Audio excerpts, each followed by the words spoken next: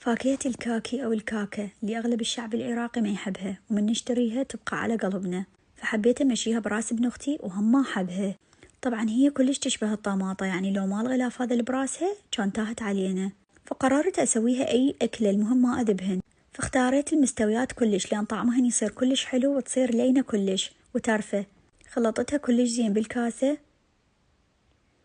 وبعدين ضفت كوبين مي، 4 معالق تقريبا حليب، وهنا استخدمت الكاستر، المفروض نشا بس ما عندي نشا، ملعقتين شكر. طبعا ما كثرت شكر لأن هي الكاكة قلت لكم مستوية كلش وطعمها كلش حلو. وضفت خاشوقتين كريم شانتيه، وطلعن لي هذه الماعونين الجميلات اللطيفات. المهم ما ذبيت الكاكيات، حتى لو طعمهن ما يعجب الكل، المهم ما ذبيتهن. وبهذا حفظنا النعمة وسوينا حلو بنفس الوقت وبس والله.